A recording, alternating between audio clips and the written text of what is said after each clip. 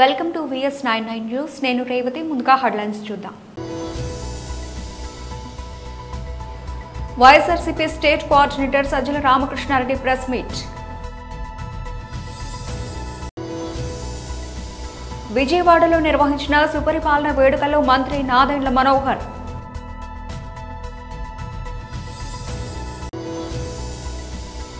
మీడియాతో మాట్లాడుతున్న ఎమ్మెల్యే శ్రీ పాయిడి రాకేష్ రెడ్డి.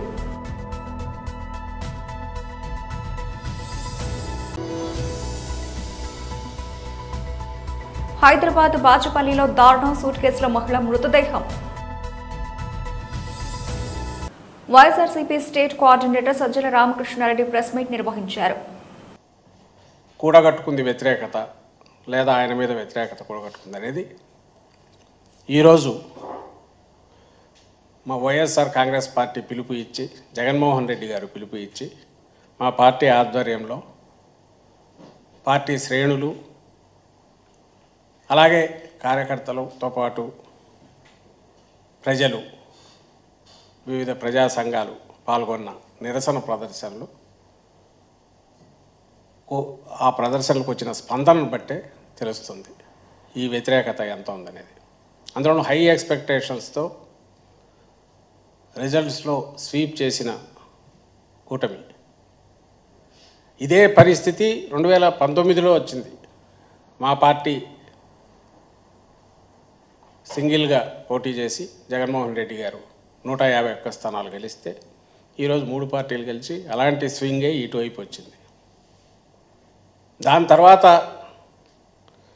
మా పార్టీకి సంబంధించినంతవరకు తర్వాత వచ్చిన లోకల్ బాడీస్ ఎలక్షన్లో కానీ, స్థానిక సంస్థల ఎలక్షన్లో కానీ, లేదా ఇంకా ఎక్కడ ఏ సందర్భం వచ్చినా వస్తున్న విశేష స్పందన, ఒక పాజిటివ్ రెస్పాన్స్ ఒక ప్రభుత్వంలో ఉన్న పార్టీకి, అది దేనికి నిదర్శనం. అలాగే తెలుగుదేశం పార్టీ ఇప్పుడు వచ్చిన తర్వాత ఈ ఏడాదిలో ఈ వ్యతిరేకత ఏదైతే ఈరోజు మా నిరసన ప్రదర్శనలకు వచ్చిన స్పందన ద్వారా కనపడుతున్న వ్యతిరేకత, ఇది దేనికి నిదర్శనం. అలాగే 19లో జగన్మోహన్ రెడ్డి గారు అధికారం చేపట్టిన తర్వాత ల్యాండ్ స్లైడ్ విక్టరీతో తెలుగుదేశం పార్టీ కూకటి వేళ్లతో సహా బయటికి పెకలించేశారు జనం అని కనిపించినప్పుడు, దాదాపు 2-3 ఏళ్ళు ఆ పార్టీ పరిస్థితి ఏంది, నాయకులు ఎక్కడ ఉండేవాళ్ళు. అలాగే 24లో కోలుకోలేని దెబ్బలాగా కనిపించిన మాకు సెట్ బ్యాక్ ఏదైతే ఎన్నికల్లో వచ్చిందో, ఆ వారం తిరక్కముందే అప్పటి నుంచి ప్రజల్లో మమేకమై ఒక ప్రతిపక్షంగా, బాధ్యతాయుతమైన ప్రతిపక్షంగా వైఎస్ఆర్సీపీ ఎలా వ్యవహరించింది, ఇది దేనికి నిదర్శనం. నేను ఎందుకు అడుగుతున్నా అంటే కాంట్రాస్ట్ క్లియర్గా కనపడుతుంది. అధికారంలో ఉండడము, ప్రతిపక్షంలో కూర్చోవడము రాజకీయ పార్టీలకు సర్వసాధారణం. ఎల్లకాలం ఎవరూ ఉండలేరు, ఉండాలని కోరుకోవడం కూడా కరెక్ట్. విజయవాడలో నిర్వహించిన సుపరిపాలన వేడుకల్లో మంత్రి నాదెండ్ల మనోహర్ పాల్గొన్నారు. సోదరులు, స్థానిక విజయవాడ పార్లమెంట్ సభ్యులు చిన్ని గారికి, అదేవిధంగా గౌరవ శాసనసభ్యులు గద్దె రామ్మోహన్ గారికి, ఇక్కడికి విచ్చేసిన 3 పార్టీల నాయకులకు, ఎంతో కష్టపడి పనిచేసిన ఈ కార్యక్రమం విజయవంతం కోసం కృషి చేసిన నాయకులు, కార్యకర్తలు, మా వీర మహిళలు, జన సైనికులు, అదేవిధంగా కార్పొరేటర్ గారికి, ఈ ప్రాంగణం మనకు అందించినందుకు ఇస్కాన్ వారికి ప్రత్యేకంగా ధన్యవాదాలు తెలుపుకుంటూ, పీడ విరుగుడై సంవత్సరం నిండింది. ఈ రోజున రాష్ట్ర వ్యాప్తంగా మన ఒక పండుగ వాతావరణంలో ప్రజలకి ఒక పాజిటివ్ మెసేజ్ పంపించాలనే ఆలోచనతో ఈ కార్యక్రమం చేపట్టాం. భారతదేశంలో ఎక్కడ లేని విధంగా ఒక అద్భుతమైన తీర్పు మన ఆంధ్రప్రదేశ్ ప్రజలు కూటమిని బలపరిచారు.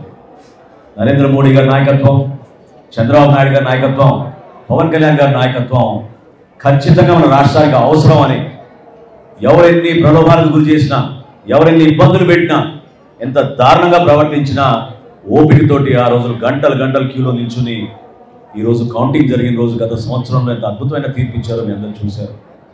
మనందరం కూడా ఒక అంకిత భావంతో ఎప్పుడు కూడా కేవలం విమర్శించడానికి కోసం రాజకీయ లబ్ధి కోసం కాదు మనం చేసే ఈ ప్రస్థానం చాలా కష్టమైన ప్రయాణం.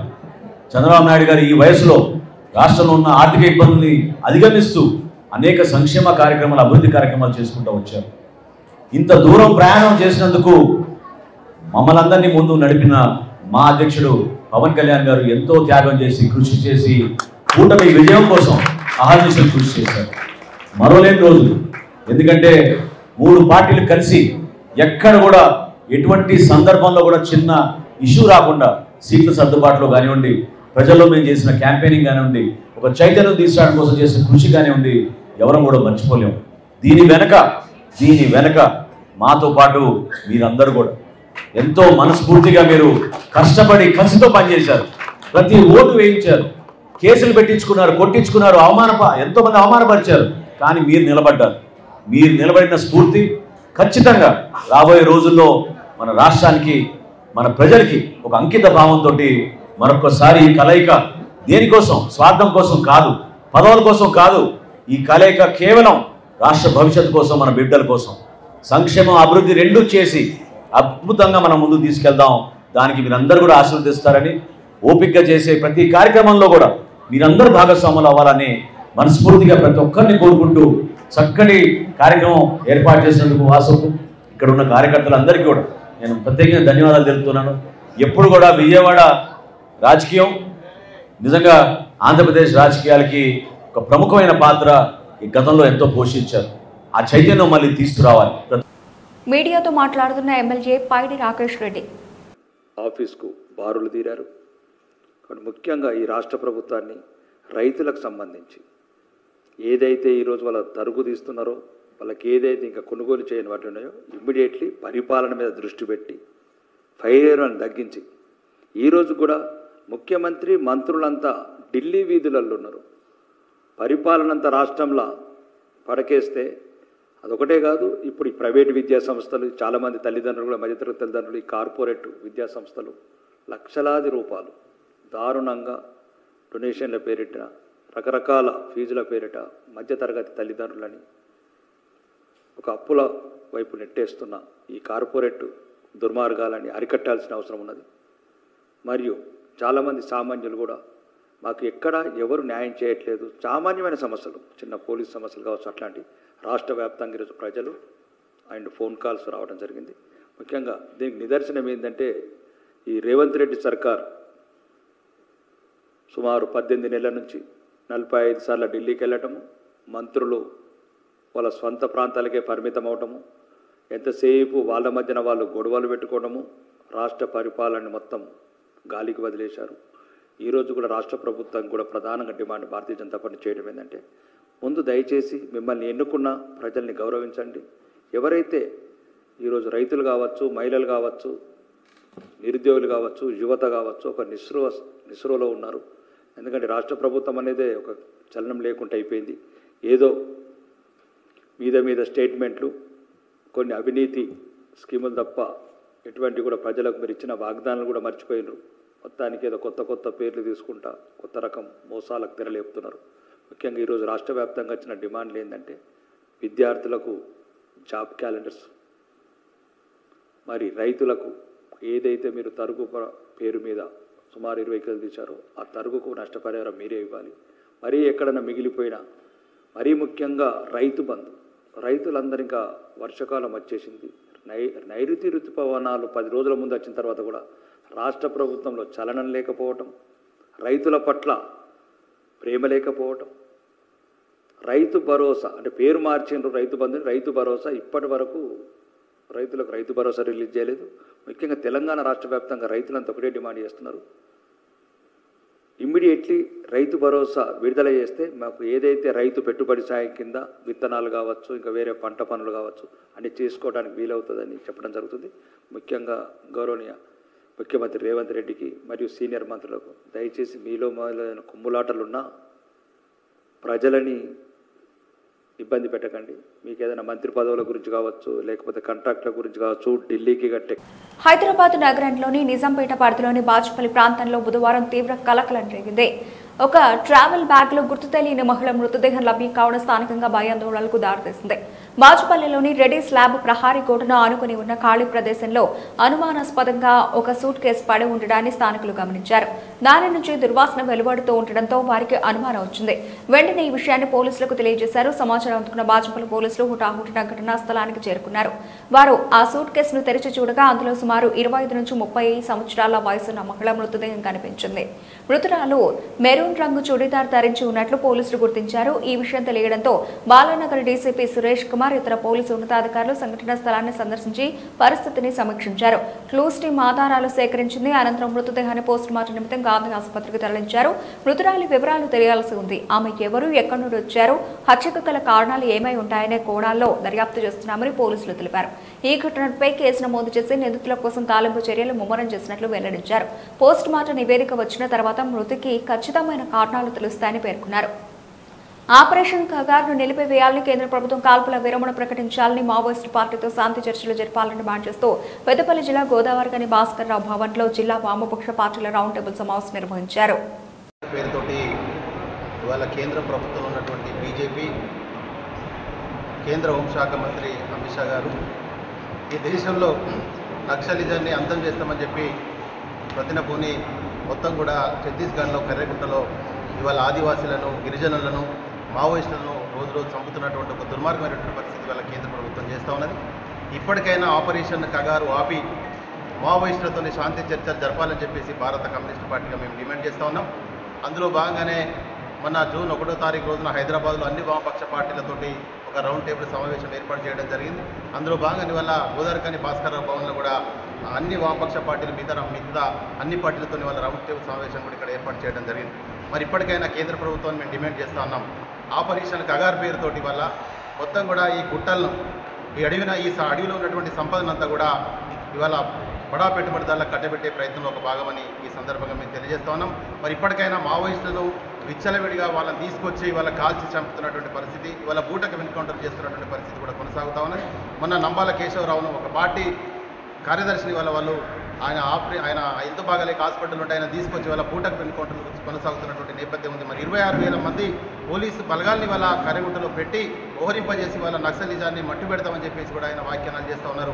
మరి వాళ్ళు కూడా చెప్పారు, మావోయిస్టులు చాలా స్పష్టంగా చెప్పారు, మేము కూడా కాల్పుల విరమణ 6 నెలల పాటు మేము విరమిస్తామని చెప్పినప్పటికీ కూడా కేంద్ర ప్రభుత్వం పట్టించుకోకుండా మళ్ళీ ఆ ఆపరేషన్ కగార్ను కంటిన్యూషన్ చేస్తే వాళ్ళకు చాలా మంది అమాయక ప్రజల్ని వాళ్ళ పొట్టును పెట్టుకుంటున్నటువంటి పరిస్థితి కూడా ఉంది. మరి ఇప్పటికైనా కేంద్ర ప్రభుత్వం ఈ ఆపరేషన్ కగార్ను ఆపి మావోయిస్టులతో చర్చలు జరపాలని చెప్పి భారత కమ్యూనిస్ట్ పార్టీ పిలుపునిస్తూ ఉంది. అందులో భాగంగా ఇప్పటికైనా వాళ్ళు విరమించకపోతే, ఇప్పటికైనా వాళ్ళ కాల్పులను ఇంకా విరమించకపోతే రానున్న కాలంలో దేశవ్యాప్తంగా అనేక ఆందోళన కార్యక్రమాలు వామపక్ష పార్టీలతో పాటు మిగతా పార్టీలు కలుపుకొని పెద్ద ఎత్తున దేశవ్యాప్తంగా అనేక ఆందోళన కార్యక్రమాలు చేపడతామని చెప్పి కూడా ఈ సందర్భంగా భారత కమ్యూనిస్ట్ పార్టీ మేము డిమాండ్ చేస్తాం. భారత ప్రభుత్వం ఈ జనవరిలో ప్రవేశపెట్టింది. దీని గడువు వచ్చే సంవత్సరం మార్చి. ఈ మధ్యకాలంలో మధ్య భారతంలో పనిచేస్తున్నటువంటి మావోయిస్ట్ పార్టీ, అదేవిధంగా ఆదివాసీల హక్కుల కోసం పోరాడుతున్నటువంటి సంస్థలపై తీవ్రమైనటువంటి నిషేధాన్ని, ఉక్కుపాదాన్ని మోపుతూ ఇవాళ దాదాపు ఈ జనవరి నుంచి ఇప్పటి వరకు 400 మందిని బూటకపు ఎన్కౌంటర్ల పేరిట కాల్చి చంపారు. అనేక గ్రామాలను తగలబెట్టారు. అనేక గ్రామాల నుంచి ఆదివాసులంతా ఖాళీ చేసి వెళ్ళిపోయారు. ఇవాళ కర్రెగుట్టను కేంద్రంగా చేసుకొని ఏదైతే రక్షణ పొందుతున్నటువంటి మావోయిస్టులను కూడా వేటాడి వాళ్ళను పట్టుకొని కాల్చి చంపుతున్నటువంటి పరిస్థితిని కూడా ఇవాళ భారతదేశం, ప్రపంచవ్యాప్తంగా కూడా ప్రజలు గమనిస్తున్నారు. వీటికి వ్యతిరేకంగా ఈ రాష్ట్రంలో ఉన్నటువంటి వామపక్ష పార్టీలన్నీ కూడా ఒక తాటిపైకి వచ్చి ఏదైతే మావోయిజానికి వ్యతిరేకంగా భారత ప్రభుత్వం చేస్తున్నటువంటి యుద్ధాన్ని వెంటనే నిలిపివేయాలని, శాంతి చర్చలు జరపాలని చెప్పి వాళ్ళ కాల్పుల విరమణ ఏదైతే పాటించారో మీరు కూడా బేషరతుగా కాల్పుల విరమణ పాటించి శాంతియుత వాతావరణాన్ని ప్రారంభించాలని చెప్పి వామపక్ష పార్టీలుగా మేము ఈ ప్రభుత్వాన్ని కోరుతున్నాం. అందులో భాగమే ఈ పెద్దపల్లి జిల్లా రౌండ్ టేబుల్ సమావేశం. నెల్లూరు జిల్లా కావలి నియోజకవర్గం కావలి పట్టణంలో వైఎస్ఆర్ కాంగ్రెస్ పార్టీ రాష్ట్ర అధ్యక్షులు మాజీ ముఖ్యమంత్రి జగన్మోహన్ రెడ్డి ఆదేశాల మేరకు కావలి నియోజకవర్గం వైఎస్ఆర్సీపీ ఇన్ఛార్జ్ మాజీ శాసనసభ్యులు రామిరెడ్డి ప్రతాప్ కుమార్ రెడ్డి ఆధ్వర్యంలో వెన్నుపోటు దిన కార్యక్రమం నిర్వహించారు. మాజీ ఎమ్మెల్యే నివాసం నుండి నిరసన పాదయాత్ర ఆర్డీఓ ఆఫీస్ వరకు సాగింది. అనంతరం ఆర్డీఓకి వినతి పత్రం అందజేశారు. ఈ పాదయాత్రలో వైఎస్ఆర్సీపీ భారీ సంఖ్యలో పాల్గొన్నారు. అనంతరం రామిరెడ్డి మీడియాతో మాట్లాడుతూ తెలుగుదేశం ఏడాది పాలనలో సాధించేది ఏమీ లేదని, సూపర్ 6 అమలు కాలేదని, రాష్ట్ర ప్రజలు వెన్నుపోటు పొడవడంలో ముఖ్యమంత్రి చంద్రబాబును మించిన వారు ఎవరూ ఉండరని, రాబోయేది వైఎస్ఆర్ కాంగ్రెస్ పార్టీ ప్రభుత్వమేనని హర్షం వ్యక్తం చేశారు.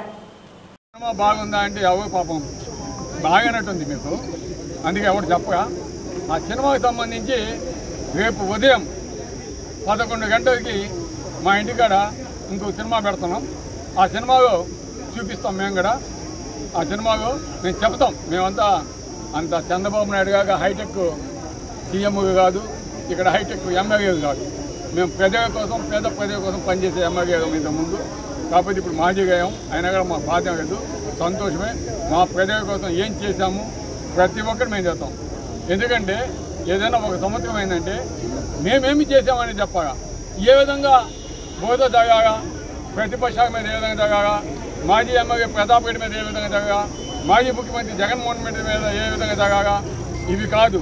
నేను ఏమి చేశాను, నేను ఈరోజు ప్రజలు నాకు 30,000 మెజార్టీ ఇచ్చారు, నేను ఏమి చేశాను, ప్రజలకు ఏం చేశాను అనేది చెప్పిన వాడే ఎమ్మెల్యే అవుతాడు.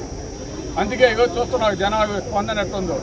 కాబట్టి ఆ సినిమా ప్యాపు రేపు జరగబోయే సినిమా చాలా బాగుంటుంది. అందరికంటే ఉన్న అధికారులు కూడా పంపించాల్సిందిగా తెలియజేయడమైంది. కాబట్టి ఈరోజు ప్రజలంతా కూడా ఆలోచించండి.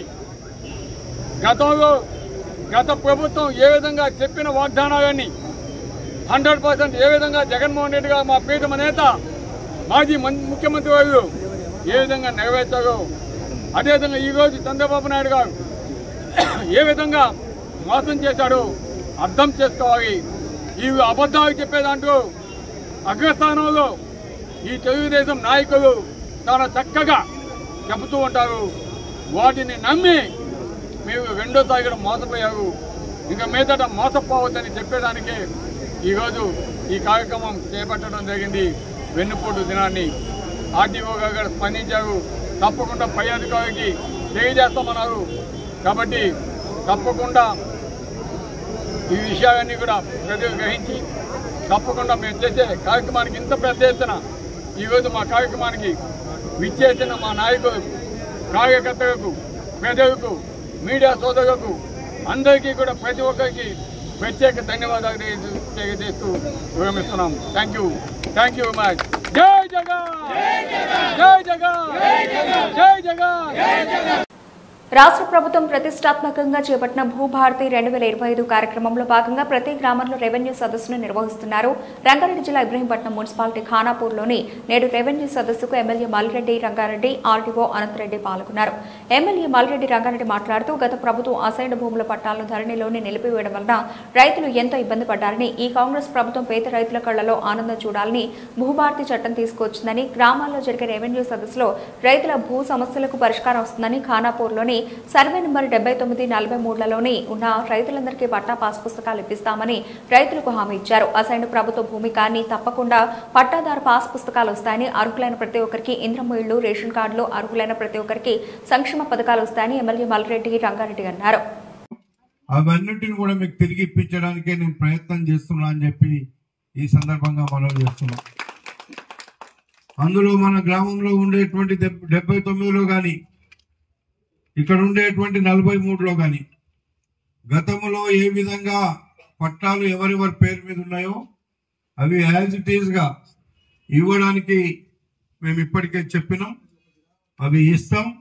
అది ప్రభుత్వ భూమి, అసైన్డ్ భూమి ఏదన్నా ఉంటే లెక్క తెలియదు వెనకసిరి, కానీ ఆ తేల్చినప్పుడు మనము న్యాయంగా ఏం చేయాలో చేద్దాం. అప్పటి వరకు రైతుల దగ్గర ఇదివరకు ఎలా ఉండనో అలా ఉంచడానికి ప్రయత్నం చేస్తున్నామని చెప్పి కూడా ఈ సందర్భంగా నేను మనవి చేస్తున్నాను. ఇలాంటివి చాలా గ్రామాల్లో, ప్రత్యేకంగా మన ఇబ్రహీంపట్నం నియోజకవర్గంలో 100 ఎకరాల ప్రభుత్వ భూములను కబ్జా చేసి ప్రభుత్వంలో ఉండేటువంటి చాలా మంది మింగేసినారు. వాళ్ళు అనుకుంటున్నారు ఇంకేది మాకు అయిపోయిందని. వాళ్ళకి అయిపోలేదు. తప్పకుండా వాళ్ళకు శిక్ష వస్తుంది. ప్రభుత్వ భూములను తిరిగి తీసుకుంటారు. పేదవాళ్ళకు. బులెటిన్ ముగించే ముందు హెడ్లైన్స్ మరోసారి. YSRCP state coordinator Sajjala Ramakrishna Reddy press meet.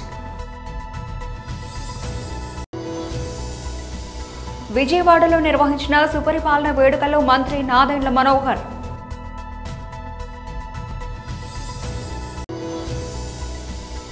మీడియాతో మాట్లాడుతున్న ఎమ్మెల్యే శ్రీ పాయిడి రాకేష్ రెడ్డి.